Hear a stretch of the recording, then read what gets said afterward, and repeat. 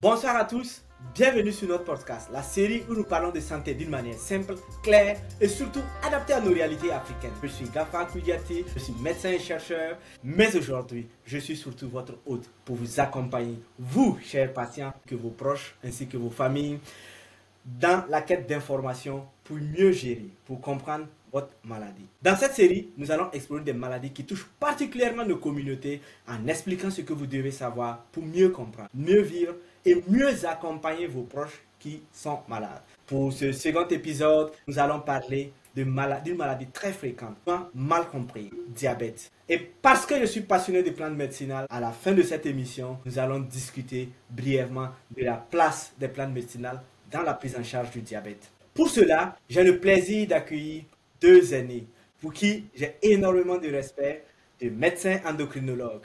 J'ai nommé le docteur Drabo Aboubakar et le docteur Germain Corneille. Le docteur Drabo Aboubakar est médecin, interniste et diabétologue, hospitalier, chef de service de médecine au CHR de Kaya.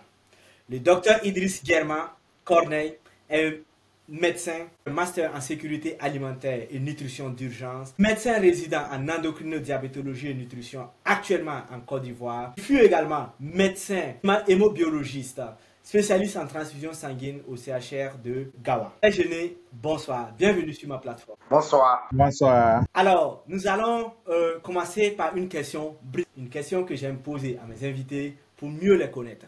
Je commence par le docteur Drabo.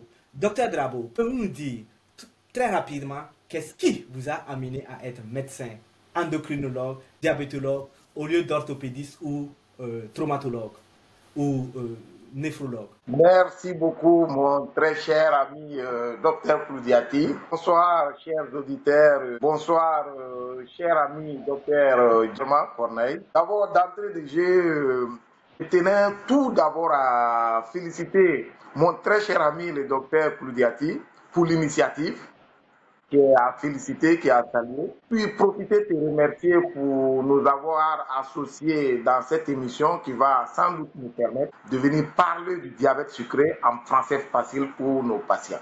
Maintenant, revenons à la question posée. Une question, comment tu l'as appelée brise-glace, c'est une question piège. Qu'est-ce qui m'a amené à faire de la médecine interne, à étudier les hormones? Je dirais même peut-être que la médecine interne m'a choisi moi. Tout petit, je rêvais de faire la médecine sans connaître la médecine interne. Le médecin interniste que je voyais devant moi, et le médecin que je voyais devant moi, c'est quelqu'un qui étudie l'homme dans sa transversalité, qui cherche les problèmes dans la transversalité et qui les règle. On vient chez lui, il règle les problèmes, quel que soit le problème, il étudie l'homme dans son entièreté. Venant aussi dans la médecine, à partir de ma 7e année de médecine, j'ai côtoyé des maîtres, des patrons. Du passage, je profite les rendre hommage. Je profite de ton émission pour les rendre hommage. Et quand je l'ai côtoyé dans la médecine interne, je suis allé prendre un avis chez un des imminents maîtres un jour, le professeur Drabo. Et quand il m'a expliqué les choses en français facile. Très bien. Docteur Germain, je pose la même question. Je sais que vous avez même été spécialiste en médecine hémobiologique et finalement vous vous retrouvez en train de faire de la médecine interne, de la diabétologie. Est-ce que vous pouvez nous expliquer rapidement pourquoi est-ce que vous avez viré vers la médecine interne? Ok.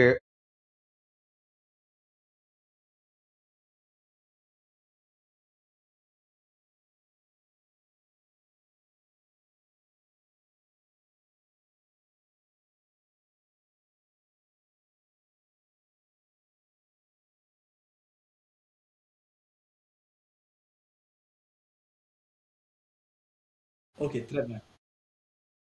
Merci pour la correction. Donc, comme je l'ai dit précédemment, mon parcours est atypique. En fait, j'étais en transfusion et aussi je prenais en charge des malades drépanocytaires. Donc, en voyant la similitude entre les deux maladies, que ce soit le diabète et comment je vais dire ça, la drépanocytose, et aussi en ayant des contacts avec beaucoup de malades diabétiques durant nos sorties de collecte et autres, et aussi en racine, quoi. C'est-à-dire, j'ai pas abandonné la médecine transfusionnelle. Donc, c'est comme si je les fusionnais ensemble. Je devenais comme un médecin interniste. C'est ça, notre docteur Dravo. Ok, merci bien. Ok, parfaitement. Maintenant que nous connaissons nos invités, nous allons rentrer progressivement dans le fond du sujet. Docteur Drabo, est-ce que vous pouvez nous expliquer en français facile, c'est quoi le diabète? Merci, Samy. Définition simple du diabète sucré. Je dis bien diabète sucré parce qu'il y a d'autres types de diabète, mais il faut qu'on les oublie. On va rester concentré diabète sucré. Moi, Ok. je la tiens en trois parties. D'abord, c'est une maladie chronique. Quand on dit une maladie chronique, c'est une maladie qui dure et qui ne finit pas. Et dans cette maladie, le taux de sucre est élevé dans le sang, que nous appelons hyperglycémie. Deuxièmement, comment cela se produit? Cela se produit lorsque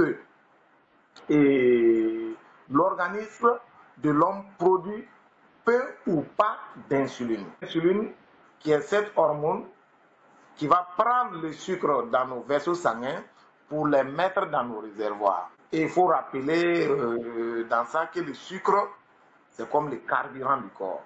C'est-à-dire le carburant de notre voiture, de notre moto. Quand il n'y a pas de carburant, ça ne roule pas. Seulement chez les diabétiques, le carburant n'est pas dans les réservoirs, mais ça est dans nos tuyauteries qu'on appelle les vaisseaux sanguins. Et c'est l'insuline qui prendra ça là-bas pour aller mettre dans le cas. Je disais que cela se produit lorsque l'insuline est peu ou pas produite, ou bien même lorsque l'insuline n'arrive pas à interagir avec les cellules du corps. Je sais que mon très cher ami Germain l'a dit une fois, l'insuline n'arrive pas à avoir la clé pour aller ouvrir les réservoirs du corps. Ça, c'est la deuxième partie de l'explication où je disais qu'il n'arrive pas à interagir avec les cellules du corps. Et en troisième partie de la définition, je l'ai toujours dit, parce qu'aujourd'hui, à tous mes malades, et même à des étudiants, que lorsqu'on définit le diabète, on ne met pas le mot complication dedans. Pour moi, on ne l'a pas assez défini. C'est toute la hantise. Et c'est pourquoi on est là, on fait cette émission. C'est pourquoi nous soignons les malades. C'est pourquoi on donne les conseils. Parce que cette maladie, toute la hantise, c'est que ça évolue vers des complications. Ça peut attaquer le corps humain de la tête aux pieds. C'est pour ça que nous l'étudions. Et il existe deux principaux types de ce diabète. Diabète de type 1, c'est là où j'ai donné l'explication, où l'insuline est peu ou pas produite. C'est-à-dire celui qui va prendre le sucre dans le truc. Et le type 1 survient à l'âge jeune. On l'appelait avant même le diabète de l'enfant. L'appareil qui produit l'insuline s'appelle le pancréas. Il a des problèmes faisant que l'insuline est peu ou pas produite. Le diabète est diagnostiqué dès l'enfance, c'est-à-dire avant 35 ans. C'est ça s'appelle le diabète de type 1. À côté de ce diabète de type 1, il y a le diabète de type 2. Le diabète de type 2, qui est la plus grosse cohorte, puisque ça constitue plus de 90% des diabétiques que nous suivons. On l'appelait avant diabète de l'adulte, ou bien même diabète non insulinodépendant, ou bien diabète de l'obèse. Et je pense que tous nos débats vont se tourner autour de ces diabètes de type. À côté de ces deux principaux types de diabète, il y a beaucoup d'autres types qui ont été cités. Et même les spécialistes, donc on ne dira pas le contraire, il y a d'autres types même qui ne sont pas encore typés. Donc, pour me résumer, il y a deux grands types. Et à côté de ces deux grands types, il y a le diabète gestationnel, celui de la femme enceinte qui n'était pas connu diabétique, mais dû à des perturbations hormonales où il développe une hyperglycémie, et le diabète secondaire qui sont dus à des problèmes secondaires. Merci, j'ai été un peu loin dans la définition. Merci beaucoup. Ok, très bien, c'est bien noté. Maintenant qu'on sait c'est quoi le diabète, docteur Germain, est-ce que vous pouvez nous donner une idée sur la prévalence? En quoi est-ce que c'est un problème de santé publique au Burkina Faso et puis peut-être en Afrique? Quels sont les chiffres dont nous disposons? Ok. Donc, vous voyez qu'on a fait un bond de 2013 à 2022 de 4 à 7%. Voilà. Donc, un bond de 3 points. Donc, ce qui fait que si on ne prend pas ça à bras le ça ne fait qu'augmenter, surtout avec la modification de nos modes de vie. Ouais, on est passé de 2013 à 4 et à 2022, on a 7% avec 13% dans les régions urbaines. Ok. Et quand vous dites 7%, est-ce que vous pouvez nous expliquer clairement pour que les patients comprennent? Ça veut dire 7% de la population souffre de diabète. Oui, c'est-à-dire que sur 100 personnes, il y a 7 personnes qui sont diabétiques. Diabétiques, c'est ça. Et si on prend la population, actuellement on est à 20 millions si je me trompe pas. Donc 20 millions fois 7%, on doit aller dans les... C'est 140 000, non, c'est 1 400 000. Sur 100 personnes, en tout cas, il y a 7 qui ont le diabète. Alors qu'en Ok, 2013, sur 100 personnes, c'était 4 personnes qui avaient le diabète. ok, très bien. Maintenant qu'on sait ça, quelle est la prévalence au Burkina comparée à la prévalence dans les pays développés? Est-ce qu'on est mal loti ou comment est-ce que on se Ok, positionne? Je sais qu'aux ok, États-Unis, on parle d'épidémie du diabète. Est-ce que c'est c'est déjà le ça. cas dans les pays africains? Non, on n'est pas encore arrivé au stade d'épidémie, mais c'est en train de venir. Parce que selon l'OMS, dans 10 à 20 ans, plus de la moitié de la population africaine sera diabétique. C'est-à-dire que si on ne fait pas attention, dans chaque famille, il y aura un diabétique qui sera là. Là, ce sont les projections qu'on se donne. C'est vrai que actuellement, on parle des États-Unis, mais les pays du Moyen-Orient, les pays de l'Asie et les pays sud-sahariens comme le nôtre là sont en train de prendre le pas. Et si rien n'est fait, on aura presque la moitié de la population qui sera diabétique et on va oublier les autres problèmes de type infection. Voilà, ce sera les maladies non transmissibles comme le diabète qui seront vraiment un véritable problème de santé publique. Donc, c'est actuellement qu'il faut vraiment sonner l'alarme parce que là où on est en train de partir, parce que les modes de vie ont vraiment changé. On mange plus du gras sucré, on est sédentaire, donc on ne bouge plus. Donc, ce qui fait que la prévalence va vraiment augmenter si on ne prend pas garde. Ok, très bien. Ah, voilà qui n'est pas rassurant et qui est effrayant. Donc, il faut vraiment qu'on passe à l'action.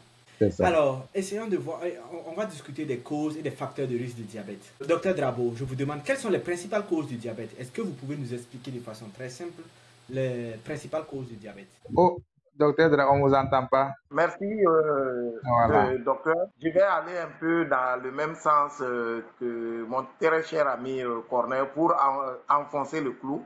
Il a donné des chiffres qui sont vrais, qui sont effrayants, mais nous pensons même que c'est la partie visible de l'iceberg. Ça, ouais, Nous ouais. pensons que dans nos pays, le diabète est encore sous-diagnostiqué parce que les gens ne partent pas consulter, les gens ne font pas la glycémie.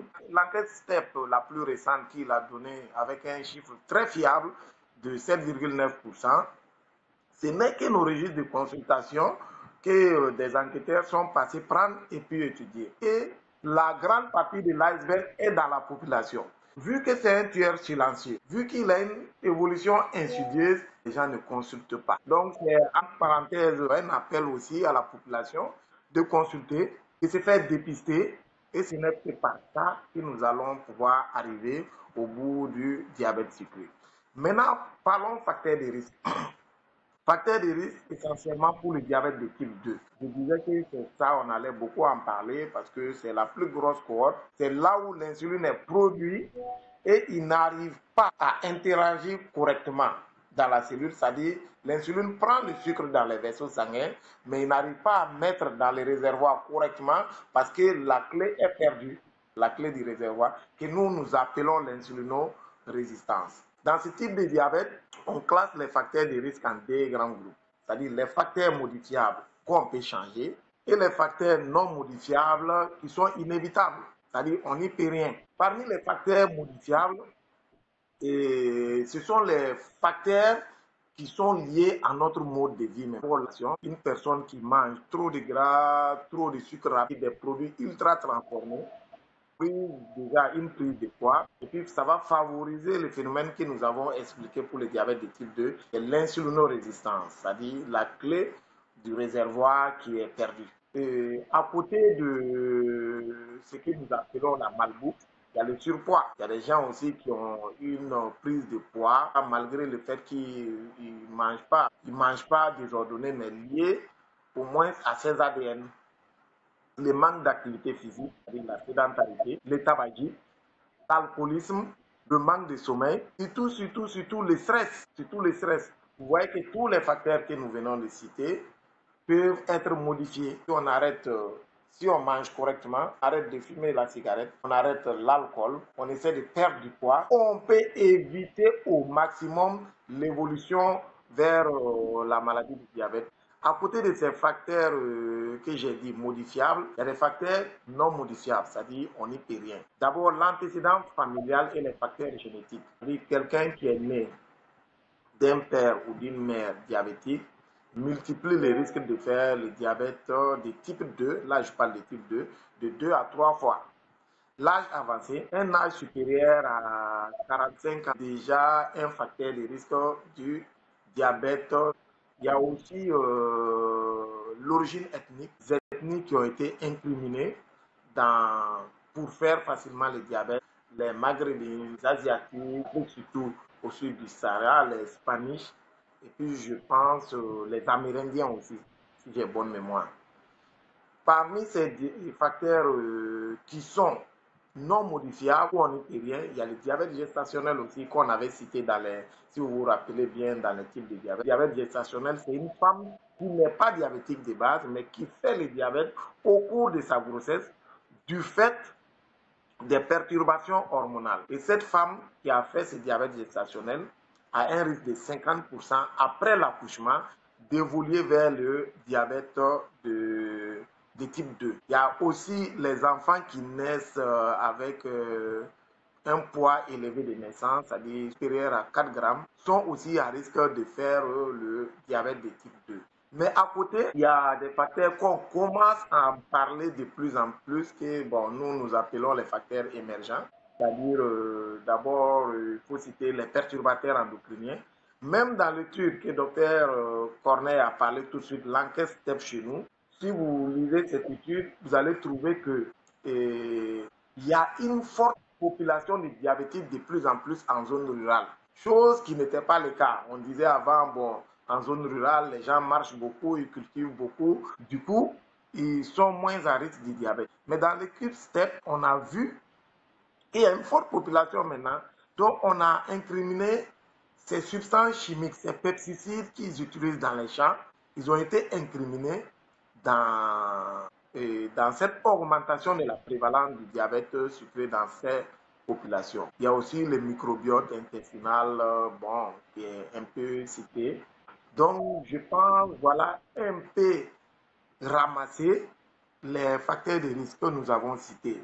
Modifiables, c'est-à-dire liés au mode de vie. Non modifiables, c'est-à-dire qu'ils sont inévitables, on n'y peut rien. Et les nouveaux facteurs qu'on commence à citer de plus en plus dans la littérature. Le plus taillé sur mesure dans notre contexte, ce sont les perturbateurs endocriniens, notamment les pesticides que nous utilisons de plus en plus dans nos champs, dans les campagnes.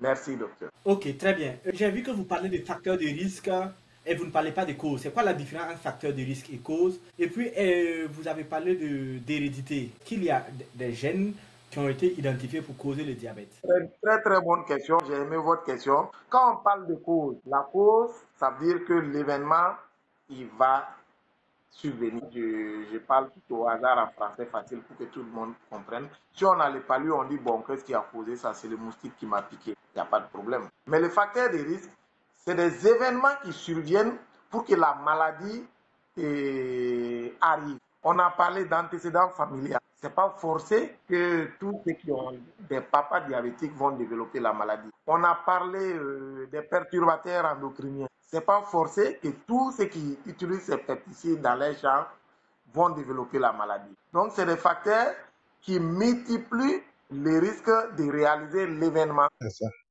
Voilà. Maintenant, l'autre question à côté, je ne me rappelle plus. Vous avez posé. Je demandais s'il y a des gènes qui sont identifiés. Ah oui, il y a des gènes. Quand j'ai parlé des facteurs héréditaires, des facteurs familiaux, j'ai dit avec des facteurs génétiques. Parce que certains gènes prédisposent à la résistance de l'insuline, mais le mode de vie reste quand même déterminant. Ok, non, très bien, c'est bien compris. Est-ce que vous pouvez peut-être expliquer rapidement quel est le lien entre la cigarette et puis le diabète? En quoi est-ce que la cigarette est un facteur de risque? Qu'est-ce qui fait que la cigarette... La cigarette et l'alcool, ils augmentent quelque chose que nous appelons en termes scientifiques le stress oxydatif. Ok. Le stress oxydatif, c'est des événements, c'est comme la rouille dans votre maison. Ok. Voilà, c'est comme un métal qui est déposé. puisque le stress oxydatif, c'est un événement déjà quand nous mangeons, quand nous fumons la cigarette, c'est comme la rouille. L'événement de survenir de la rouille, il y a d'autres facteurs qui viennent compléter ça. Mais quand nous fumons la cigarette, on augmente la rouille de notre organisme. C'est-à-dire, et cette rouille, en augmentant, nous prédispose au vieillissement précoce, aux maladies cardiovasculaires, aux maladies chroniques comme le diabète. Ok, très bien. La cigarette augmente le stress oxydatif. En français. Ok, très bien. Non, c'est bien compris. Maintenant, nous allons regarder le diagnostic et puis le dépistage. Docteur Guerma, quels sont les premiers signes surveillés? Disons d'abord, quels sont les diagnostics? Ok.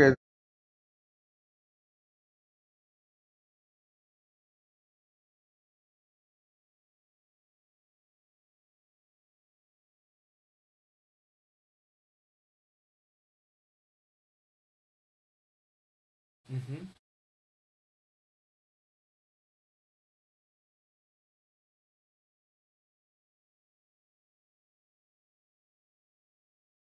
Différents signes commencent à arriver. On dit à la personne d'aller doser sa glycémie, c'est-à-dire le taux de sucre dans et il y a des valeurs pour cela. Maintenant, s'il part doser et que le sucre dépasse ces valeurs, on dit que la personne est diabétique. Et ces valeurs, c'est-à-dire il y a deux types de glycémie qu'on fait. C'est-à-dire qu'on dit à la personne de faire la glycémie à jeun. La glycémie à jeun, c'est-à-dire à partir de 20 heures, la personne ne mange plus et le matin à 8 heures ou 9 heures, la personne part et doser sa glycémie. Et quand il dose et que cette glycémie est supérieure à 1,26, on dit qu'il est diabétique. Voilà, il est diabétique. Parce que la norme normale du taux de sucre dans le sang, c'est 1 gramme. Donc, quand ça arrive jusqu'à 1,26, on dit qu'il est diabétique. Maintenant, entre 1 et 1, non, pas une seule fois. C'est-à-dire, il fait une fois et après, on fait une deuxième fois pour la confirmation. S'il revient faire pour une deuxième fois et qu'il est toujours supérieur à 1,26, on dit qu'il est diabétique. Ok, très bien. Mais maintenant, s'il présente les signes que j'ai dit, c'est-à-dire il maigrit, il pisse beaucoup, il boit beaucoup d'eau. Donc, quand on prend sa glycémie à l'instant T et que c'est supérieur à 2 grammes, d'office, on dit qu'il est diabétique. Voilà. Oui, non, c'est ce que j'ai dit, mais il faut aller contrôler. Mais s'il a déjà même les signes, c'est-à-dire il a maigri, il a perdu du poids pendant un temps, il boit beaucoup et puis il pisse beaucoup. Lui, quand on le fait une fois et puis que c'est supérieur à 2 grammes, d'office, il est diabétique. Okay. Parce que les signes accompagnateurs et autres là, donc la glycémie qui est plus que 2 là, ça confirme que c'est le diabète. Ok, très bien. Maintenant, il y a un troisième diagnostic qu'on fait, mais ça c'est surtout pour les femmes enceintes, ce qu'on appelle l'hyperglycémie par voie orale.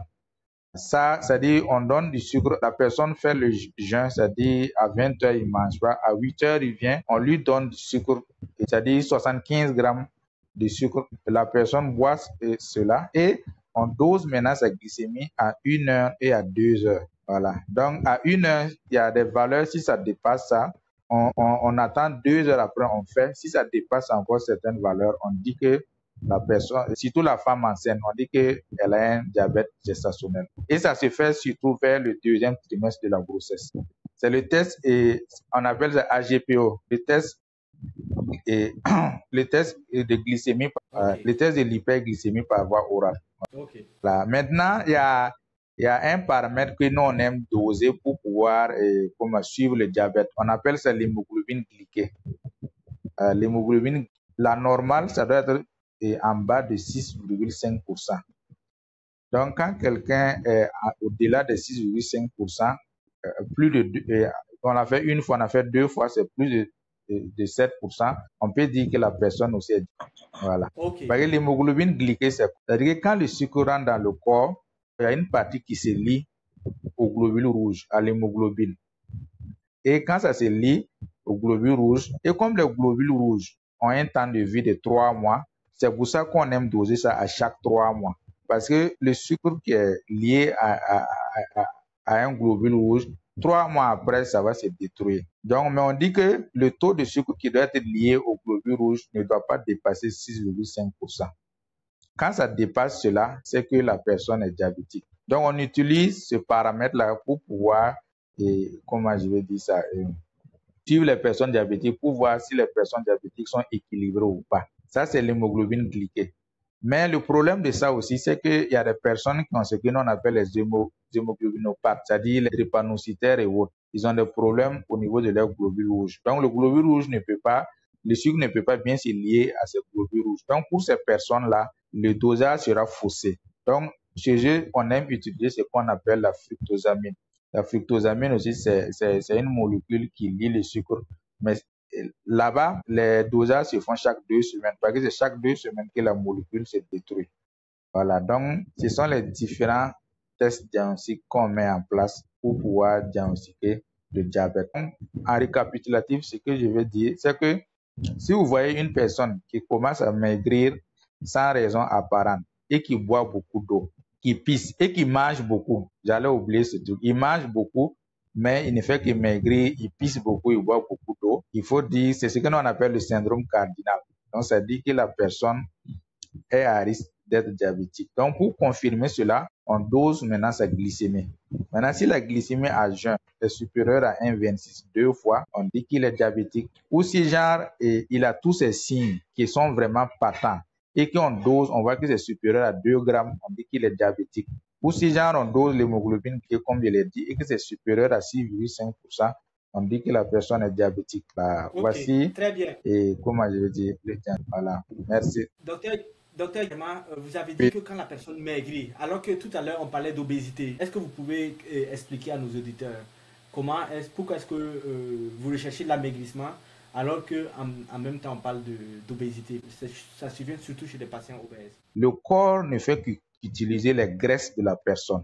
Tu vois, non? Donc, si au fil du temps, le corps ne fait qu'utiliser les graisses et que les graisses commencent à finir, le corps va commencer à s'attaquer aux différents muscles et autres. Donc, c'est ce qui fait l'amaigrissement. Ok. Est-ce que tu vois? Voilà, c'est Oui, ça très bien, l'amaigrissement. bien expliqué. Docteur Drabo, est-ce que les tests de diagnostic là sont facilement disponibles au Burkina Faso? Et puis, est-ce que les tests rapides qu'on utilise à la maison, les AQ-tests que les patients utilisent eux-mêmes à domicile, à quel point sont-ils fiables? Est-ce qu'ils sont fiables? Quel est ceux qui sont disponibles au Burkina, est-ce que vraiment on fait le contrôle pour s'assurer que ce sont des appareils de qualité, que les patients peuvent les utiliser à la maison eux-mêmes avec une certaine assurance? Ok, merci, docteur. Le diabète sucré, qui a été très bien détaillé par mon collègue docteur Germain, aisé au Burkina. C'est aisé, c'est disponible pour poser le diagnostic positif. On n'a absolument pas de problème. Qui peut se poser avec la glycémie veineuse, c'est-à-dire on pique le sang directement dans les veines pour envoyer au laboratoire être techniqué à la biochimie. Comme ça peut se faire par des tests de diagnostic rapide avec nos petits glucotests, les glucomètres, là c'est des glycémies capillaires, les tout petits vaisseaux qui sont petits plus que les veines. On pique les doigts de la personne, l'appareil il est là, on les teste tout de suite. Alors, c'est vrai que le marché est dominé par une panoplie de glucotests, mais la plupart, ils sont fiables, ils ont reçu des autorisations. Seulement, le problème dans la pratique quotidienne qui se pose, c'est des personnes, on a une forte population analphabète qui n'arrivent pas à convertir les chiffres. Ça, c'est le premier problème. Le deuxième problème, ce sont des appareils qui sont utilisés alimentés par des piles. Souvent, la pile, elle est faible, ça entraîne des biais que nous constatons beaucoup. Sinon, veineuse, la glycémie capillaire, ils sont très sensibles au Burkina Faso. Il y a Ok. d'autres tests de surveillance qui ne sont pas toujours accessibles ici, c'est l'innovation. Mais pour vous dire, pour mes résultats, pour poser le diagnostic du diabète sucré au Burkina Faso, c'est vraiment aisé et il n'y a pas de problème là-dessus. Le Ok. problème se trouve ailleurs, on en parlait. Alors, docteur Drabo, je rebondis pour vous demander, c'est quoi la différence entre la glycémie veineuse et puis la glycémie capillaire? On doit aboutir au même résultat ou est-ce que les seuils ne sont pas les mêmes? Vu que je parle à des patients, la glycémie veineuse, c'est le sang qui vient des veines. La glycémie capillaire, c'est le sang qui vient des vaisseaux encore plus petits quand on parle de capillaire. Vu que je parle à des patients, la différence, il n'y a pas de différence. C'est tout pareil. Il y a un qu'on a les résultats, l'autre, ça doit aller être techniqué pour revenir. Donc, pour une surveillance où on a besoin des résultats tout de suite là, nous utilisons la glycémie capillaire.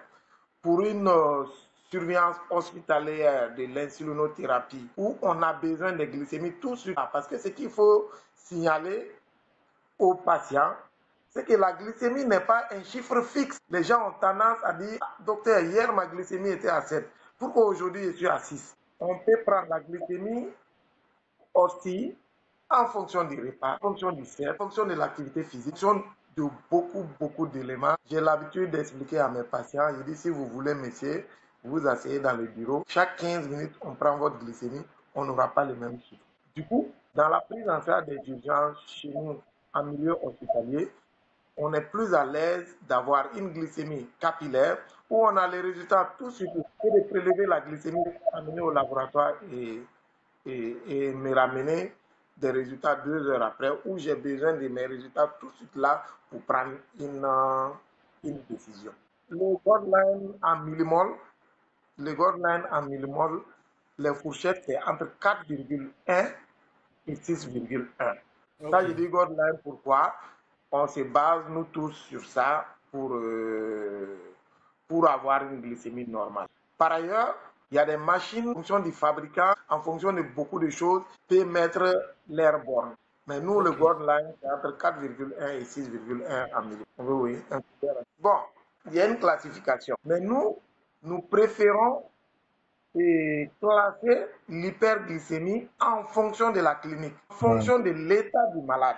Nous sommes plus à l'aise parce que je vous ai d'abord dit que la glycémie, elle oscille beaucoup. Ça, c'est un.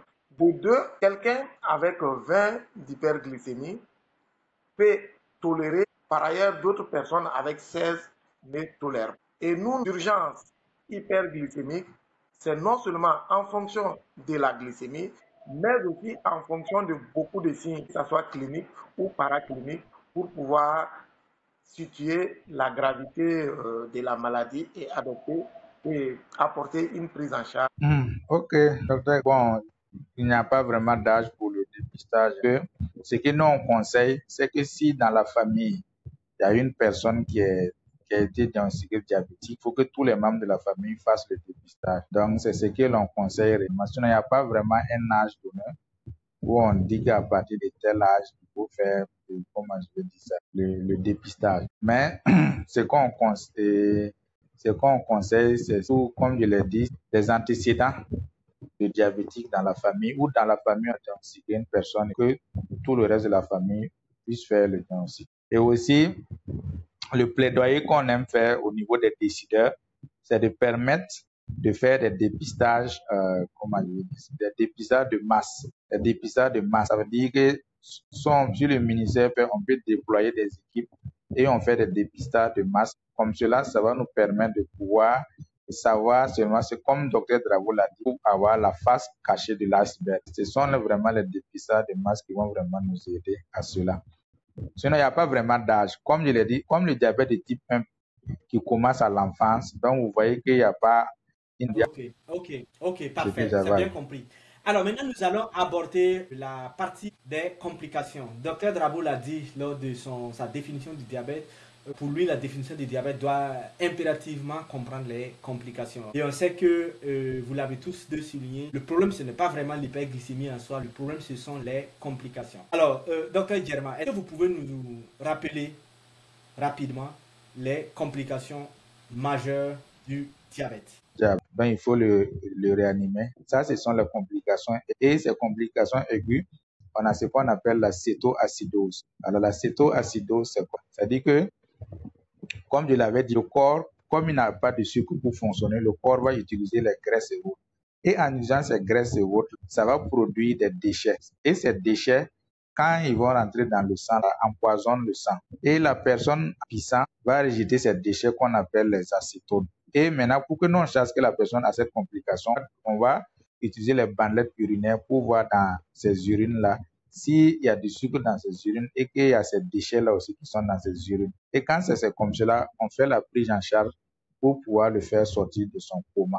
Il y a le coma acidocétosique, il y a le coma hyperosmolaire. Ça, c'est chez les diabétiques qui ne boivent pas trop beaucoup d'eau. C'est surtout chez les vieilles personnes. Donc, quand la personne est déshydratée, et aussi avec le diabète qui est là, la personne peut tomber dans le coma. Ça, c'est vraiment les complications aiguës du diabète. Il y a l'hypoglycémie, mais ça, c'est sur les personnes qui utilisent l'insuline comme traitement. C'est-à-dire, la personne peut se piquer une grosse dose d'insuline sans savoir et ça va faire baisser rapidement sa glycémie. Et quand ça baisse rapidement, ça peut le faire mourir. Donc, pour ça, on dit tous ceux qui ont des traitements avec l'insuline doivent avoir des carreaux de sucre ou du jus dans leur sac. Comme ça, s'ils commencent à avoir les signes qui sont des maux de tête, tueurs et autres là, il faut qu'ils prennent le sucre rapidement pour remonter sa glycémie. Voilà, c'est ça en fait. Et ça, c'est les complications. Il y a les complications chroniques. Chroniques sont principalement dues à ce que nous on appelle des attaques au niveau des vaisseaux, au niveau des gros vaisseaux et au niveau des petits vaisseaux. Au niveau des petits vaisseaux, en termes médicaux, on dit microangiopathie. Et au niveau des gros vaisseaux, on parle de macroangiopathie. Pour les petits vaisseaux, principalement, ça sera au niveau de l'œil. Comme l'œil est perfusé par des petits vaisseaux au niveau de la rétine, le sucre qui est dans le sang va rendre le sang. Excusez. Docteur Drabo, j'ai l'impression qu'on a perdu docteur Germain. Est-ce que vous pouvez... Excusez, ma connexion était partie. Donc, c'est bon? Non, c'est ma connexion était, mais c'est revenu maintenant. Voilà, donc je disais, pour les complications chroniques, il y avait celui qui concernait les petits vaisseaux qu'on appelle microangiopathie et les gros vaisseaux qu'on appelle macroangiopathie. Pour les petits vaisseaux, le premier, c'est ce que nous on appelle la rétinopathie. C'est-à-dire la rétine de l'œil est perfusée par des petits vaisseaux.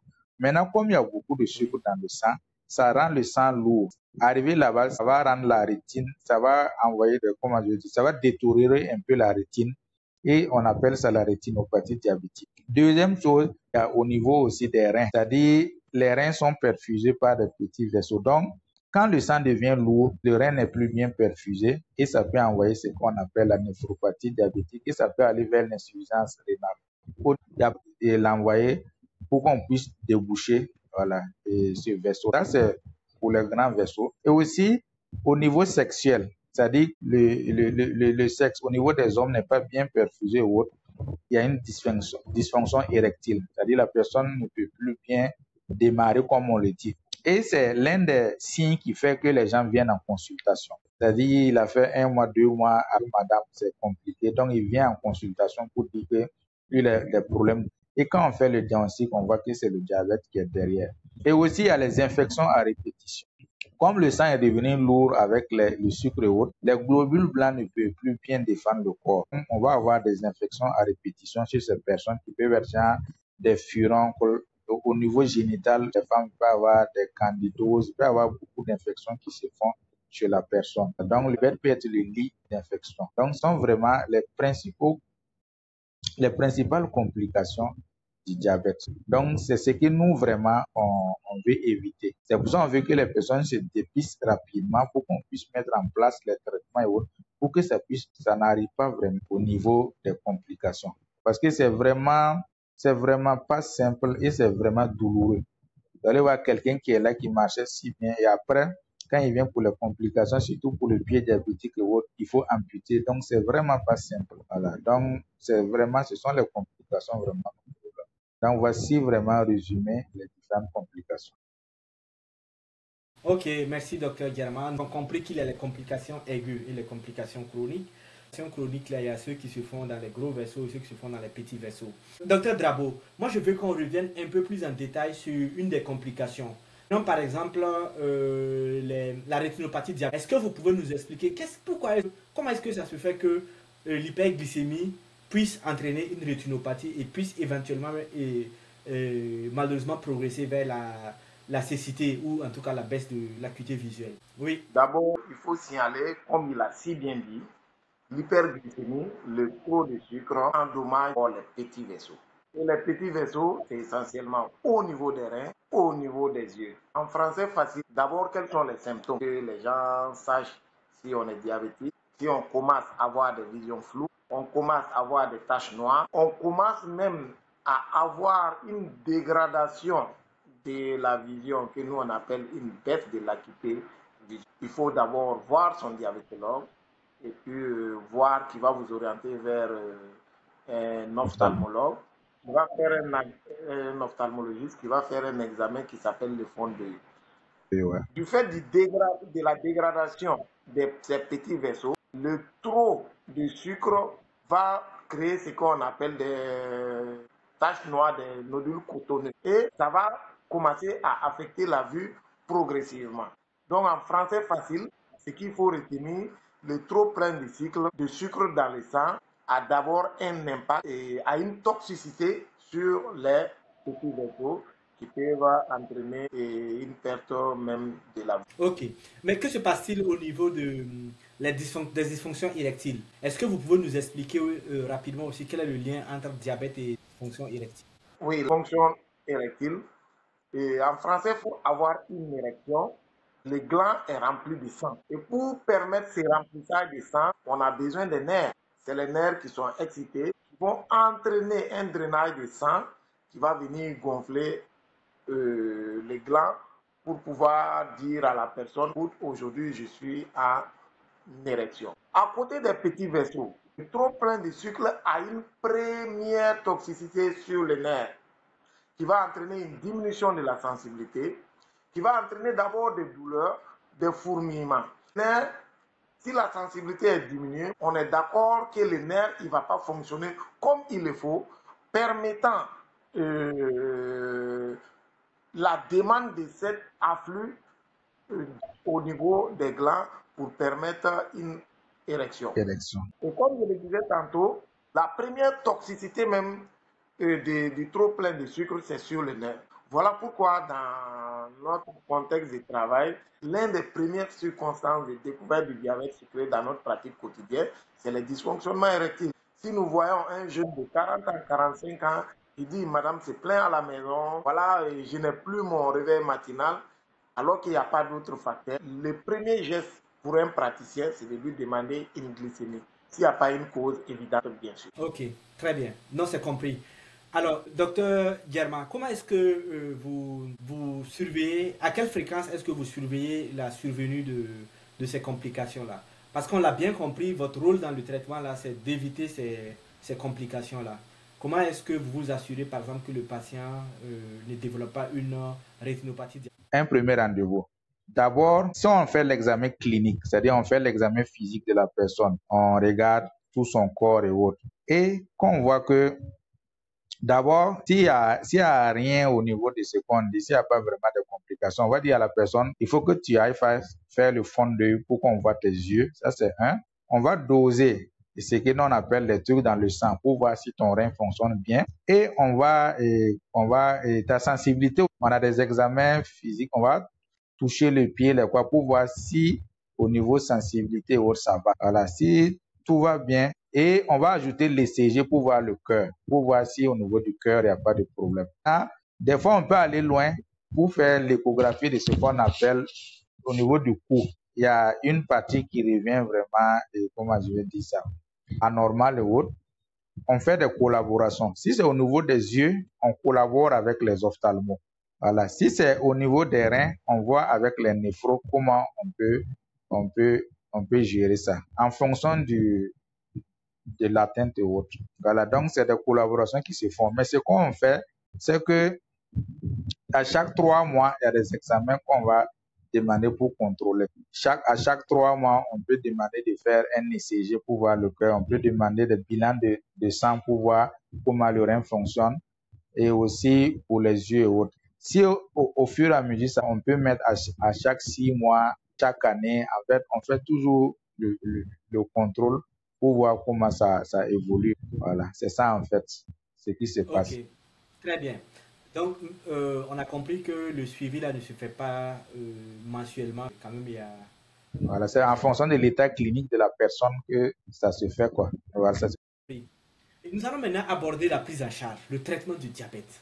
oui. Docteur Drabo, vous pouvez nous rappeler, est-ce que vous pouvez nous dire quels sont les principaux traitements qui sont disponibles, qui sont sur le marché pour le traitement du diabète? Merci, docteur. Alors, il faut dire que le traitement du diabète sucré vise d'abord à contrôler la glycémie.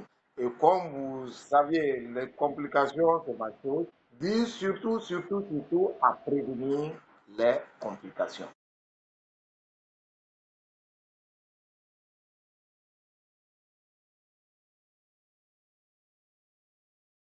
C'est arrivé. Et le traitement, moi, je vais le compartimenter en Quand vous dites ce n'est pas que médicaments, il y a d'abord les mesures hygiéno-diététiques qui sont essentielles, qui sont même au premier plan dans la prise en charge du diabète. Il y a les antidiabétiques, l'insuline, et puis pour terminer en quatrième position, la prévention des complications. Au niveau des mesures hygiéno-diététiques, le premier point, on est d'accord que c'est l'alimentation. L'alimentation qui pose les véritables problèmes diabétiques, surtout dans nos contextes où les populations n'ont pas beaucoup de choix en ce qui concerne leur alimentation. Ils n'ont pas beaucoup de panoplies où il faut choisir. Donc, ça devient des véritables casse-têtes pour nous pour pouvoir aligner la littérature à nos réalités qui sont sur le terrain. Moi, étant à Kaya aujourd'hui, un PDI qui à peine avoir son benga, tu ne peux pas encore avoir le choix pour pouvoir aligner cette littérature qui est si belle et tout. Collons-nous à la littérature, qu'est-ce qu'elle nous dit? Elle nous dit de privilégier les aliments à index glycémique bas, c'est-à-dire réduire les céréales contre les légumineuses. Ça nous dit également de réduire, sinon même annuler les sucres rapides, la pâtisserie, les sodas et consorts. Ça nous dit encore de consommer les fibres pour ralentir l'absorption du glucose au niveau digestif. Ça nous dit aussi de limiter les graisses saturées, c'est-à-dire la charcuterie, les fritures, pour protéger le cœur. Ça nous dit aussi, surtout dans notre contexte et dans cette période de forte chaleur, des vagues, puisque nos diabétiques, ce sont des personnes âgées, de boire suffisamment d'eau et d'éviter l'alcool et la cigarette. À côté du régime, le plus important, d'entrée de jeu, on disait que le diabète et le sucre, c'était le carburant du corps. J'ai l'habitude de dire, si on remplit la voiture, il faut la rouler. Donc, on nous dit 30 à 60 minutes. Mais tout ça, il faut signaler que c'est adapté en fonction du malade. Un patient qui est un grand footballeur qui joue aux étalons n'a pas le même régime qu'un vieillard de 70 ans, ou bien n'a pas le même régime que docteur Kouloudiati, je touche du bois si dépisté diabète. Donc l'activité physique, en réalité, c'est tous les jours. Ah non, c'est tous les jours, parce qu'on mange tous les jours. On peut même faire le sport même dans la chambre. Au boulot, on peut faire l'activité physique. C'est 30 à 60 minutes de marche. Même dans le bureau, on peut le faire. Dans la chambre, on peut le faire. Dans sa cour, on peut le faire. Les gens ont tendance à croire qu'aujourd'hui, il faut porter un jogging, aller sur un terrain de football pour dire qu'on fait l'activité physique. Non. J'ai l'habitude de dire à mes patients, je dis rendez seulement votre. Donc, cette activité physique, son importance, c'est que ça va améliorer vraiment l'insulinorésistance, une bonne sensibilité à l'insuline. Ça va nous offrir la clé pour ouvrir les réservoirs. Et puis et toujours dans les mesures hygiéno-diététiques, en plus du régime qu'on a essayé de tailler l'activité physique, c'est le contrôle du poids. Il a même dit, c'est moi, parmi les facteurs de risque, le surpoids. Et on nous dit qu'une perte de 5 à 10% du poids corporel est largement suffisant pour améliorer significativement la glycémie. Et puis aussi réduire les autres facteurs de risque modifiables, surtout ce qu'on peut modifier, le stress, et puis dormir. À côté de ce grand groupe de mesures, on a les médicaments. Les médicaments, absolument. Absolument, oui, oui, oui, oui. Oui, absolument. Oui, oui, absolument, il y en a. Il y a beaucoup de patients. Il y en a? Absolument. Ok. Oui, oui. Là, je vous pose une seconde question. Est-ce qu'il est possible qu'un patient chez qui vous diagnostiquez le diabète, vous initiez le traitement, en sus des mesures hygiéno-diététiques, chez qui vous retirez le traitement parce que les mesures je contrôle très bien et vous retirez le traitement pour voir si les mesures hygiéno-diététiques sont suffisantes? Ou est-ce que quand vous mettez le traitement, c'est à vie? On revient plus Non, non, là-dessus. non, non, non. Non, non, non, c'est pas à vie. Oui, oui. Non, docteur Traoré, oui, oui. Pourquoi on passe là?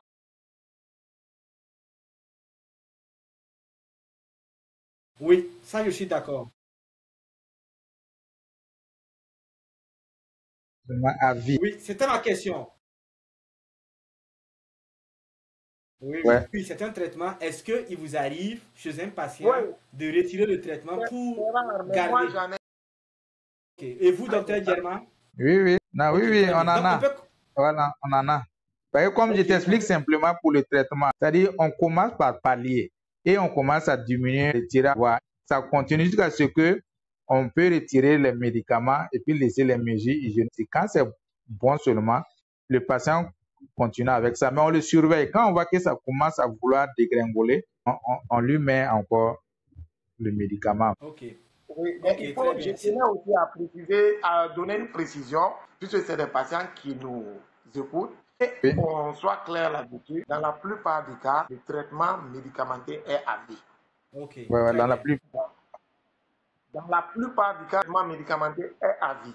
Mais les Oui, oui, mesures c'est ça. hygiéno-diététiques peuvent gérer au début. Avant les années, les recommandations avant les années 2010 disaient que un diabète B, c'est les mesures hygiéno-diététiques. Oui, oui. Mais bon, de plus en plus, les études nous disent que plus on traite, plus on évite l'évolution vers les complications. Oui, oui.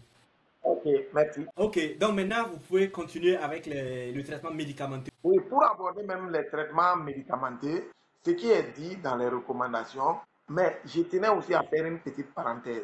Pourquoi même dans nos conditions, le traitement médicamenteux est prescrit dans la plupart du cas? C'est dû au fait d'un grand retard de diagnostic. Je l'ai dit en Ouais. introduction, les patients arrivent chez nous dans des phases de complications. Les patients arrivent chez nous dans des glycémies qui sont déjà high. Les patients arrivent chez nous dans des cas où l'organisme a fini d'épuiser ses efforts et vu qu'il fait quelque chose qu'on appelle la lipolyse, que Dr Germain a très bien expliqué, il est amaigri, on n'a plus le choix que de prescrire les médicaments antidiabétiques. Et ces médicaments, vraiment, la panoplie est très bien servie. C'est très bien servi en fonction de la physiopathologie qui a été expliquée au tout départ. Soit l'insuline est produite normalement, il prend le sucre qui est destiné au réservoir, mais il n'arrive pas à rentrer dans les réservoirs parce qu'il a perdu la clé. Là, on parle de l'insulinorésistance. Il y a un grand groupe de médicaments qui permet de régler, diminuer la production du glucose dans le foie et permettre aussi d'ouvrir les réservoirs pour que le sucre puisse rentrer. Il y a d'autres groupes aussi qui vont stimuler la production in situ d'insuline, permettant au sucre de diminuer dans les réservoirs. Et il y a de nouvelles thérapies qui sont aussi sur la place du marché, c'est-à-dire des médicaments qui vont d'abord ralentir l'absorption même du glucose au niveau digestif, puisqu'il faut qu'il soit absorbé pour être dans les vaisseaux sanguins. Et d'autres médicaments que nous appelons l'effet incrétine, qui vont permettre de stimuler la production d'insuline par activation des récepteurs qui se trouvent au niveau intestinal. Donc ça, c'était un peu le grand groupe. Bon, à côté aussi, on a des médicaments qui vont permettre d'éliminer le sucre même dans les urines. Ça, c'est des nouvelles thérapies qui ne sont pas très disponibles dans notre condition de travail, qui sont disponibles mais pas accessibles dans notre condition de travail. À côté de ces médicaments antidiabétiques qui sont avalés dans la bouche, on a l'insuline elle-même. On a l'insuline elle-même est indiquée principalement dans le diabète de type 1, qu'on a expliqué, le diabète de l'enfant. Là, ce n'est que l'insuline. Il n'y a pas 10 millions de choses. Malheureusement, l'insuline n'est pas disponible d'abord en comprimé. C'est en injectable. Il y a l'insuline humaine. Il y a les analogues aussi qui sont prescrits, soit en cas de complication du diabète de type 2, soit en cas de contre-indication des antidiabétiques oraux que j'ai cités, soit dans le diabète, mais aussi en cas de diabète avec allaitement ou bien diabète de la femme enceinte. La femme On enceinte, prescrit beaucoup, voilà, de la femme l'insuline. enceinte, on prescrit l'insuline parce que la plupart des antidiabétiques oraux ont été incriminés dans des malformations fétales. Fétale, c'est ça. Pour rester logique dans cette démarche thérapeutique, les mesures hygiéno-diététiques, les médicaments, à savoir les antidiabétiques oraux, ensuite l'insuline. Un grand point du traitement que moi je préfère aborder, c'est la surveillance et la prévention des complications. Je sais que mon cher ami va dire que mais le monsieur il reste toujours collé à ces complications. Pour moi, c'est toute la hantise. D'abord, l'autosurveillance, le suivi médical. Le suivi médical, il est très, très important pour moi dans la prise en charge parce que je vais vous faire une témoignage. J'ai vu un patient, il y a peut-être 2 mois, qui, qui fait bien son activité physique, qui observe très bien son régime, qui est sous glucophage depuis plus de 10 ans, qui prend correctement son médicament. Vous voyez que tous les étapes du traitement que j'ai cités là, il respecte tout. Mais il n'y a pas malheureusement de suivi médical. Ce monsieur, il avait au départ un problème rénal, la metformine étant contre-indiquée en cas d'une certaine dégradation du rein, et il continuait à le prendre. Et il nous est arrivé 10 ans après, dans un état d'insuffisance rénale stade terminal. Et il n'y avait que la metformine qu'on avait incriminée parce qu'il a respecté les autres étapes, mais il n'avait pas de suivi. Comme Oui, c'est Dr ça. Germain le disait tout à l'heure, il y a des étapes de suivi en fonction. Souvent, le suivi, ce n'est pas que pour les malades, ce n'est pas pour les complications, mais aussi pour voir si le médicament n'est pas délétère sur votre état de santé. Donc, ce suivi, à côté, il y a la prévention cardiovasculaire, c'est-à-dire la prévention des organes nobles, c'est-à-dire les reins, le cœur et puis les yeux, que je ne vais pas encore revenir là-dessus parce que ça a été détaillé par Dr Germain. Donc, en résumé, il faut dire que le traitement, c'est d'abord une alimentation équilibrée avec une bonne activité. Des médicaments, si besoin, dans la plupart du cas, c'est besoin, l'insuline et la surveillance médicale stricte. Voilà un peu ramasser la prise en charge du diabète sucré que j'ai essayé de résumer ça uniquement. Pour les complications des hypoglycémies dues au traitement, je sais que certains traitements, même les antidiabétiques oraux, bien sûr, surtout avec l'insuline, exposent le patient à des risques d'hypoglycémie. Comment est-ce que le patient peut traiter lui-même ses hypoglycémies pour ne pas que... Comment est-ce que le patient peut lui-même prévenir... La question c'est... Quand le patient développe une hypoglycémie, supposons qu'elle soit sur... qu'elle soit sur insuline ou sous glucophage et qu'elle fasse une hypoglycémie, comment est-ce qu'elle la traite elle-même avant que, avant que l'hypoglycémie ne lui fasse perdre connaissance? Quels sont vos conseils pour traiter les hypoglycémies? Ouais, ok, docteur, peut-être vous pouvez prendre la question. Oui. Docteur Drabo, je demandais comment est-ce que vous conseillez les patients, comment est-ce qu'ils doivent traiter les hypoglycémies secondaires, supposons par exemple que le patient prenne du glucophage et qu'il fasse une hypoglycémie. La prise en charge de l'hypoglycémie fait partie intégrante de la prise en charge du diabète. Nous appelons ça l'éducation. La plupart des médicaments, même beaucoup d'antidiabétiques oraux, donnent des risques d'hypoglycémie qui est une complication très grave et l'un des plus graves même dans la prise en charge.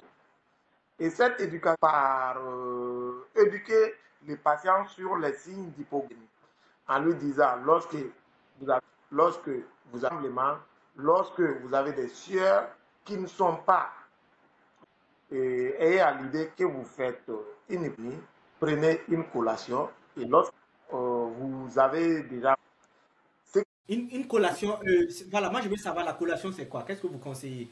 Parce que je sais qu'il y a des sucres rapides, il y a des sucres... C'est quoi qui est bien pour que le patient remonte rapidement sa glycémie? Les sucres rapides. Les sucres rapides exemple. En urgence, après... Exemple. Oui, tout ce que j'avais contraint au départ. Pour un patient qui peut prendre rapidement, il doit prendre rapidement. Et du sucre. Voilà. Et du sucre. Est-ce qu'il peut prendre du sucre? Le sucre, c'est un sucre rapide. Non, on dit d'avoir trois carreaux de sucre. Il prend rapide. Okay, et après, il mange. Non, parfait. Donc, c'est la question que je voulais poser. Excellent. Excellent. Alors, je souhaite qu'on rentre un peu en détail. Docteur Drabo a cité les traitements médicamenteux par groupe. Il a expliqué comment est-ce que ces médicaments-là fonctionnent. Est-ce qu'on peut maintenant rentrer dans le détail? Peut-être, docteur Germain, est-ce que vous voulez citer les médicaments auxquels docteur Drabo faisait allusion? Ok. Oui, peut-être en utilisant les noms... oui, je vois. Les noms DCI. Ok. Pour rebondir à ce que Dr Drabo a dit, il a fait un résumé de tous les traitements. Maintenant, pour le traitement pour les antidiabétiques oraux, il y a le premier groupe que nous on appelle les biguanides, c'est-à-dire la metformine. Metformine, on peut dire de toutes les recommandations, c'est la première molécule à utiliser quand on diagnostique comme un diabète. Voilà, c'est selon les recommandations qui ont été faites. Et c'est le médicament le plus utilisé. C'est ce qu'il appelait glucophage. C'est un de ses noms commerciaux en fait. Ah, voilà, il y a la même. Ok. Oui. Dans le monde, c'est l'un des molécules les plus utilisées. Ok. Voilà, parce que c'est issu d'une plante. C'était issu d'une plante depuis le Moyen-Âge et c'est dans les années 50 qu'un médecin français a pu extraire la molécule et qui est vraiment en griffe le gold standard, comme on le dit, le traitement du diabète de type 2. C'est la metformine. Et il y a le deuxième groupe, ce que nous on appelle les sulfonyluréas ou les sulfamides. C'est-à-dire, c'est des antibiotiques qu'on utilisait, qu'on a vu que ça a un effet hypoglycémia. Donc, on les a réversés au niveau du diabète. Il y a ce qu'on appelle la glibenclamide, il y a le glyclazide. Eux, ils permettent au pancréas de produire plus d'insuline. Et ce sont ces genres de médicaments qui peuvent induire aussi des hypoglycémies, surtout chez les vieilles personnes. Glibenclamide, glyclazide et autres. Et il y a le troisième groupe il y a des groupes qu'on n'utilise pas trop, comme ce que nous on appelle la carbose, c'est-à-dire c'est des médicaments qui vont un peu retarder la digestion voilà, il y a ça. Et il y a les nouvelles molécules, comme il a dit, il y a ce qu'on appelle les incrétines. Ce sont des molécules qui vont retarder la vidange gastrique. Et que quand vous mangez, ça va faire que la digestion se passe lentement et que vous ayez le sentiment de satiété. C'est-à-dire que si vous mangez genre, comme on le dit, si vous avez mangé 2 boules d'attiqué et que vous êtes rassasié, avec ces médicaments, quand vous mangez une seule boule d'attiqué, ça vous dit que vous êtes rassasié, donc vous ne mangez pas beaucoup. Donc parmi ces médicaments, il y a 2 groupes, il y a ce qu'on appelle les analogues de la GLP-1, c'est-à-dire semaglutide et autres, et ils sont sous forme injectable. Ils sont sous forme injectable, c'est des injections qui se font par semaine, mais c'est vraiment très cher. C'est disponible, mais c'est sur commande. C'est très cher, ce genre de médicaments. Et il y a ce qu'on appelle les anti-DPP4. Eux, c'est sous forme comprimée. Eux aussi, ils ont le même truc que comme les analogues. Voilà. Mais eux, c'est sous forme comprimée. Eux, ils sont un peu moins chers. Et c'est ce qu'on appelle les vidaglitines, sitaglitines. Ils sont là. Après le groupe des incrétines et le groupe des inhibiteurs de la SGLT2. Ce sont ces médicaments qui vont permettre aux reins de pouvoir évacuer le plus de sucre. Et on les appelle aussi les glyphosines. Voilà, les glyphosines. La dapagliflozine, empagliflozine. Voilà. Et aussi, ils sont là, mais ils sont un peu chers. Mais ils sont disponibles. Voilà, ramassés. Et comme je l'ai dit, le traitement se fait en fonction de l'état clinique. Je vais vous donner quelques petits trucs. Genre, si le patient vient, qu'il est obèse, s'il est obèse et autres, bon, dans nos conditions, c'est un peu difficile. Mais si le patient a des moyens, on préfère le mettre sous les incrétines, les analogues de la GLP-1 qui permettent de perdre du poids rapidement et qui permet aussi de régler le problème. Et si le patient vient aussi avec des problèmes cardiaques, on préfère le mettre sous les glyphosines qui permettent de protéger le cœur. Et s'il a aussi des petits problèmes rénaux, on va les mettre aussi sous les glyphosines. C'est-à-dire, c'est en fonction de l'état clinique qu'on peut dire, on met tel médicament, on met tel médicament. Et au cours de l'évolution, si on voit que ce médicament fait bien son travail et que tout commence à rentrer dans l'ordre, on commence à deviner les posologies. Et au fur et à mesure, si on voit que ça va, on peut retirer le médicament et laisser les trucs. En fait, c'est des trucs par palier. C'est comme il est dit, le suivi médical. Il faut toujours se faire suivre médicalement pour qu'on puisse adapter les traitements. Parce que la situation d'aujourd'hui n'est pas la même que la situation de demain ou d'après-demain. Donc, il faut toujours venir, on va contrôler les check-ups. C'est comme genre, tu as ton véhicule. Tu ne peux pas acheter ton véhicule, la rouler pendant 20 ans sans aller faire des check-ups. Est-ce que c'est possible? C'est pas possible. Mais nous, on aime trop négliger notre corps. Bon, allez voir le médecin, il va parler, c'est une perte de temps et d'argent. Alors que non, voici le cas qu'il avait. Si le patient venait chaque fois le voir, il n'allait pas tomber en insuffisance rénale. Mais voici, il va tomber, il va plus dépenser que s'il venait à tous les rendez-vous pour voir ce qu'il y a. Voici ramasser, résumer les différents antidiabétiques oraux qui sont sur le marché. Voilà. Ils sont disponibles dans nos États, mais comme on a dit, les nouvelles molécules sont un peu plus chères, mais il y a certains qui ont les moyens et qui comment je vais dire ça. Ok, très bien. Docteur Drabo, vous qui êtes chef de service dans un centre hospitalier, dans un CHR et aussi dans une ville où il y a beaucoup de PDI, pouvez-vous nous dire si le traitement du diabète coûte cher? Quel est le coût du diabète?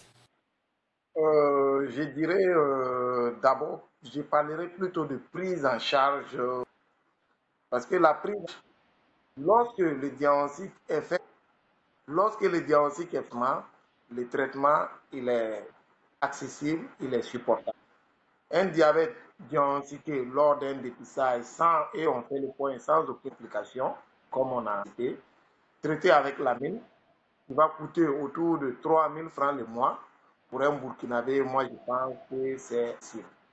Mais lorsque le diabète il est découvert avec des jambes, un pied diabétique, il y a une étude que nous avions faite à l'hôpital Yalaradio dans les années 2016 pour évaluer le coût de prise en charge mensuelle d'un pied diabétique qui s'élevait à plus de 300 000 francs.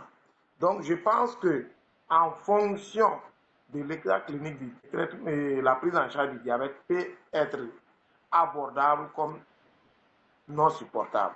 Voilà pourquoi nous plaidons toujours pour le dépistage précoce de la maladie précoce. Voilà pourquoi nous faisons chaque année des campagnes de dépistage de masse pour pouvoir aller vers les populations, les mettre sous traitement précocement et éviter l'évolution vers les complications qui, pour nous, c'est ça qui rend plus difficile la prise en charge globale du diabète chez nos populations qui sont... Ok, à un patient. Très bien, je vais me lancer dedans. Normalement, il y a ce qui doit être fait et il y a ce que nous... Ce qui doit être fait là. Et puis, nous ne sommes toujours pas dans un système. Un patient diagnostiqué tout de suite, normalement, ce qui doit être fait, on doit faire le point des complications chroniques. C'est-à-dire, on doit réaliser un électrocardiogramme qui coûte autour de 5 000 francs. On doit réaliser une protéinurie de 24 heures, un taux d'hémoglobine glyquée, une glycémie, un bilan lipidique. Ce coût qui pourra être monté jusqu'à 25 000 francs dans les diagnostics pour voir, j'ai l'habitude d'employer ces termes, pour mettre les malades à notre niveau. Vu que on ne sait pas, je l'ai toujours dit, depuis quand le patient est diabétique, dès l'entame de jeu, dès le diagnostic, on doit pouvoir faire le point des complications chroniques et faire une. Donc cette évaluation, au-delà de 30, ce qui est complications chroniques, avant, puisque l'urgence. Ok, non, c'est bien compris. Merci. Merci beaucoup pour cette clarification. Rapidement, est-ce que vous pouvez répondre rapidement par oui ou non parce qu'on est pris par le temps? Est-ce qu'il y a des traitements innovants qui sont disponibles en Europe et qui ne sont pas du tout disponibles au Burkina Faso, par exemple? Alors, les traitements innovants, si c'est disponibilité, je vais dire disponible. Mais l'accessibilité, comme il a dit, je vais dire non. Hormis peut-être dans les diabètes de type 1, où les greffes de pancréas sont en train de faire la mode qui ne sont pas ici. Mais tout ce qui est traitement, que ce soit injectable, que ce soit la pompe à insuline n'est pas disponible. On peut, le diabète de type 1, la pompe à insuline, les greffes de pancréas. Sinon, tout ce qui est comprimé, tout ce qui est injectable, ce n'est pas accessible, mais c'est dans la plupart. Ok, très bien, c'est bien compris. Très bien. Alors, je l'ai dit en introduction, nous allons aussi dire un mot sur la place des plantes médicinales dans la prise en charge du diabète. Docteur Herman, que direz-vous à votre patient qui est diabétique et qui vous dit qu'il aimerait prendre des traitements à base de plantes? Quelle sera votre réponse? Ok, oui, surtout avec le docteur Dakio à Banfora qui avait essayé de mettre en place des trucs. Il y en a, mais c'est pas vraiment vulgarisé. C'est au niveau des différentes TPE, les tradis, voilà. Donc, ce qui fait que, bon, je vais vraiment, comment je les sensibiliser pour qu'ils ne tombent pas dans les trucs des charlatans et autres. Beaucoup de gens qui font des trucs qui sont pas bons. Donc, je vais vraiment le sensibiliser. Mais, sur lui-même, il a trouvé, et comment je vais dire ça, des médicaments à base de plantes. Je vais vraiment le questionner pour voir c'est qui a fabriqué, c'est à partir d'où, pour pouvoir vraiment voir la fiabilité de cela, pour que le suivi soit fait pour qu'on puisse voir. Donc, c'est vraiment ça. En fait, le problème ici, c'est de pouvoir voir comment distinguer l'ivraie, l'ivraie de comment je sais, de la bonne, voilà.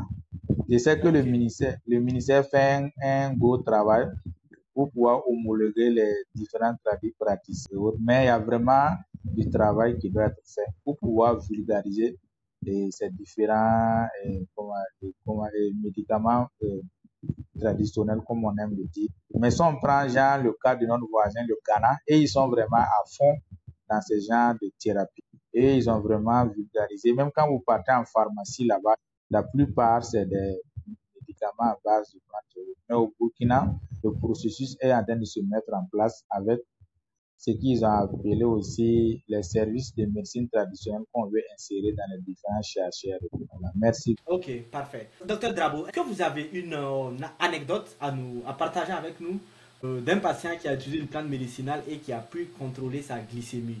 Ou l'inverse, qui a pris des plantes et ça s'est très mal placé? Ouais. Absolument, absolument. On a beaucoup d'anecdotes. Et je ne vais pas revenir sur tout ce que mon prédécesseur a dit. Effectivement, la phytothérapie, c'est-à-dire l'achat du diabète par les plantes médicinales, une très grande place dans la vie. Moi, je pense que ça doit occuper une très grande place pour la régulation de la glycémie, pour la prévention même des complications. Mais malheureusement, jusqu'à présent en Afrique, on est tenu par le secret. On est tenu par le secret qui constitue véritablement même la limite du développement de cette phytothérapie qui pourra être vraiment, vraiment, vraiment un coup de pouce dans la prise en charge du diabète, surtout côté prix, côté accessibilité. En termes de témoignages, je suis une dame depuis plus de 4 ans pour un diabète de type 2, qui était sous metformine au départ, qui était très bien équilibré. Et cette dame est venue me voir il y a 6 à 8 mois, sinon même plus, pour me dire qu'elle veut durer dans la phytothérapie pour la prise en charge de son diabète. Généralement, moi, je n'ai pas de problème personnel. Je donne d'abord les limites, je donne d'abord les risques et je lui dis, bon, voilà, si je ne connais pas quelque chose, voilà ce qu'on fait. Ouais. Effectivement, elle a laissé sa metformine pendant 3 mois. Quand elle est revenue, elle était très bien déséquilibrée parce qu'elle n'était pas. Donc, du coup, elle m'a dit, maintenant, je prends ma phytothérapie et elle était d'accord pour que je la suive. Quand elle a repris sa phytothérapie, 3 mois après, avec des complications un peu quoi. Et l'autre anecdote, lui, c'est quand j'étais à Banfora, c'est un chasseur nouveau qui est venu me voir aussi, il m'a posé les mêmes problèmes. Généralement, moi, je ne pose pas de problèmes, mais je me mets d'accord de manière collégiale pour pouvoir suivre la personne. Lui, il s'est très, très, très bien aggravé. Il prenait une plante effectivement qui lui donnait des hypoglycémies. J'ai l'habitude de dire à mes patients, la prise en charge du diabète sucré, ce n'est pas forcément créer une hypoglycémie. C'est amener le sucre des vaisseaux sanguins dans les réservoirs. Donc, si sa plante n'était pas la bonne, et malheureusement, ça fait partie des limites parce que peu de plantes ont bénéficié d'études sérieuses, avancées dans nos États pour pouvoir dire à la population, pour pouvoir dire à tout le monde, donne des hypoglycémies, mais ils ne soignent pas le diabète.